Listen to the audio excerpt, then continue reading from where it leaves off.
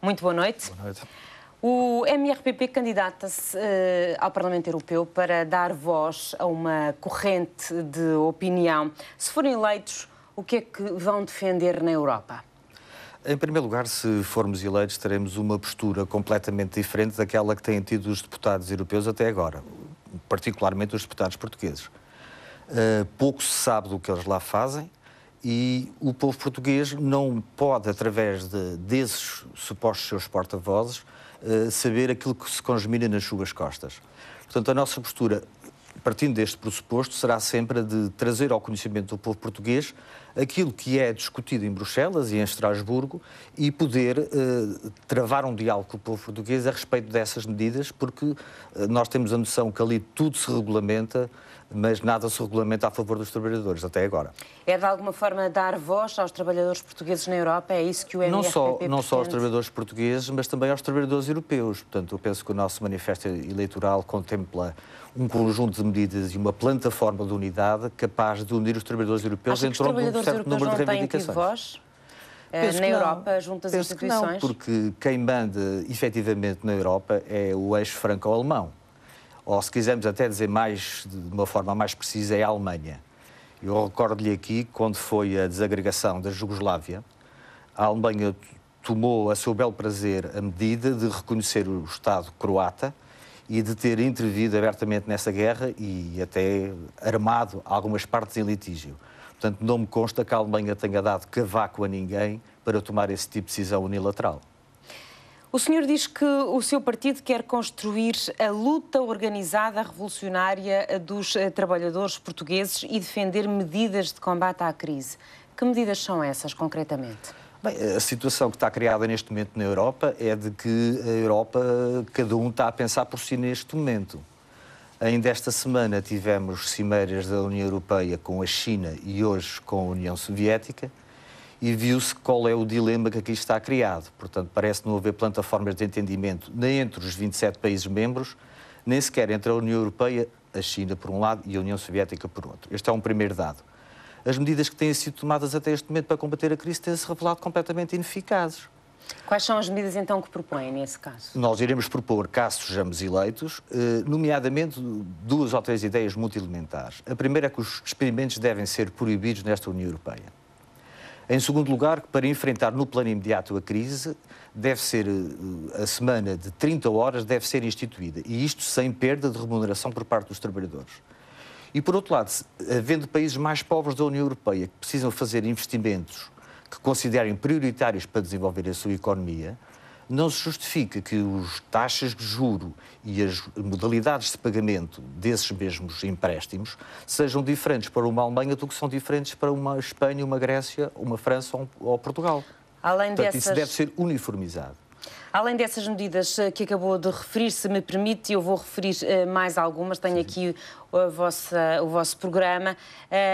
Propõe também a instituição de um salário mínimo europeu, aumento geral dos salários, com forte diminuição dos leques salariais, a nacionalização das grandes empresas que se recusem a aplicar estas medidas, a garantia por parte do Governo de todos os depósitos bancários até um montante de 100 mil euros. Eu pergunto-lhe, e não são todas, haveria mais, estas são algumas, eu pergunto-lhe, perante estas medidas, não acha que, se elas fossem para a frente, isto poderia implicar a falência do Estado? Não, quer dizer, o Estado está falido porque o Estado, neste momento, serve uma classe que é a classe dos capitalistas. Não serve mais ninguém. Medidas que o MRPP aqui propõe... Porque isso leva-nos à questão dos fundos comunitários. Eu já vi uma palavra de ordem... Exigem muito do Estado, desde logo do Estado português, neste caso. Exigem, mas exigem ainda mais os trabalhadores. E acha que o Estado tem capacidade para isso? Não, o Estado não tem capacidade porque está destinado a servir uma classe como tem... Aliás, a crise parte daí. O Estado, neste momento, serve a classe dos capitalistas, não serve os trabalhadores nem os povos da Europa. Portanto, se queremos aumentar os impostos sobre o capital e as grandes riquezas e diminuir sobre os trabalhadores, esta solução só pode ser feita, só pode ser adotada, desde que tenham o apoio dos trabalhadores europeus. Ninguém vai fazer isso por eles. Portanto, exige mais dos trabalhadores europeus essas medidas do que propriamente os capitalistas. Acha que isto não devia ser só a nível de Portugal, mas ao nível europeu? É isso que propõe, isto é ao nível europeu. Exatamente. É disso que estamos a falar. É dessa plataforma de entendimento que estamos a falar. E penso que isso vai ter eco junto dos sindicatos e junto do conjunto dos trabalhadores europeus. E mesmo assim, os Estados europeus em conjunto têm capacidade para responder a isto? Eu não sei se têm capacidade. O que eu sei é o seguinte: se os trabalhadores europeus não tomarem a Europa em suas mãos... Conhece o estado da economia europeia, conhece se os a crise trabalhadores que estamos a europeus atravessar. não tomarem a Europa em suas mãos, não democratizarem esta Europa e não a encaminharem no caminho do socialismo, esta Europa vai se esboroar e vem aí a guerra. Isso é que eu lhe posso assegurar. Quando fala em guerra, fala em quê, concretamente? Falam em guerra. Já tivemos o exemplo da Jugoslávia, apesar de supor que esta Europa era uma Europa de paz. Esse exemplo é extremamente significativo de que esse é falso, não é uma Europa de paz. E a crise é de tal forma profunda que pode levar a confrontos interimperialistas no seio da própria Europa e entre a Europa e outras potências emergentes, nomeadamente a China e os Estados Unidos e os países bálticos e tudo isso. Em relação ao Tratado de Lisboa, o MRPP acha que pouco ou nada mudou em relação ao anterior Tratado Constitucional? Não sou eu que digo isso. O pai da suposta Constituição Europeia, o Sr. Giscard d'Estaing, foi o primeiro a reconhecer que o Tratado de Lisboa era 90% decalcado do Tratado Constitucional. Mas o MRPP subscreve essa posição? Subscreve, que é um decalque absoluto. E, portanto, não nos revemos nesse tratado.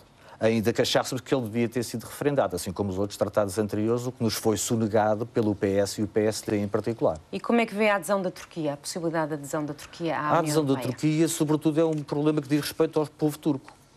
Espero que o povo turco seja consultado sobre isso. E não digo mais sobre isso. Sobre a continuação de Durão Barroso como presidente da Comissão Europeia, o que é que o MRPP pensa? É muito simples. O Salazar e Caetano também eram portugueses. E não consta que por isso fossem flores que se cheirasse. O MRPP criticou Durão Barroso por ter deixado o governo português... E criticamos ainda mais aqueles que o apoiam. Para a Comissão Europeia. Porque o Durão Barroso todos sabemos o que é.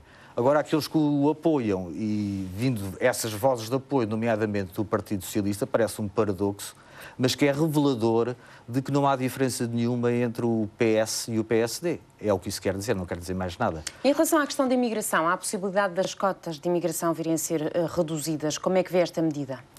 Eu penso que esse é um problema com que a Europa está confrontada, todos os países da Europa. Os povos que vêm, nomeadamente, que afluem à Europa, não vêm à procura...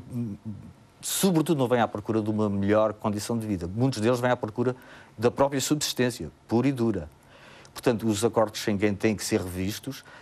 Não estamos na posição de achar que podem vir de qualquer maneira efetiva. Devem vir de uma forma legal, devem ser criadas condições para os acolher e tudo isso tem que ser revisto no âmbito da União Europeia e no âmbito dos 27 países membros da União Europeia. Em relação ao programa que apresentam para a Europa, eu pergunto-lhe que avaliação é que faz dos partidos de esquerda que estão representados no Parlamento Europeu? De alguma forma, revê-se nessas políticas? Não me revejo. Repare, em nenhuma delas? Seria suposto, aparentemente, que nos revêssemos no partido, eventualmente mais à esquerda, que está lá representado neste momento, o Bloco de Esquerda. Mas depois de ter ouvido o Sr. Miguel Portas dizer que sempre tinha sido a favor da adesão e que a diferença entre o Bloco de Esquerda e o PCP-CDU é que eles são europeístas e a CDU não é, portanto eu fiquei esclarecido. Não me parece que essa postura se revele de facto uma alternativa aos povos da Europa e aos interesses portugueses nesta Europa. Há 5 anos o MRPP não elegeu nenhum deputado para o Parlamento Europeu. Se isso agora acontecer, acha que um deputado apenas do partido pode fazer a diferença? Eu penso que pode fazer a diferença partindo daquilo que eu disse inicialmente. Ou seja, nós não teremos uma postura de estar meramente ali. Queremos fazer daquele fórum uma tribuna e trazer ao povo português tudo aquilo que ali se discutir. E penso que essa postura é fundamental. Neste momento, os deputados europeus que lá têm fazem-me lembrar, recordo-me sempre disto, um personagem do Dostoiévski que lia muito e chegava ao fim do dia cansado, fechava o livro e dizia que o mundo acabe, mas que o chá não me falte. É o que fazem lá os nossos deputados europeus.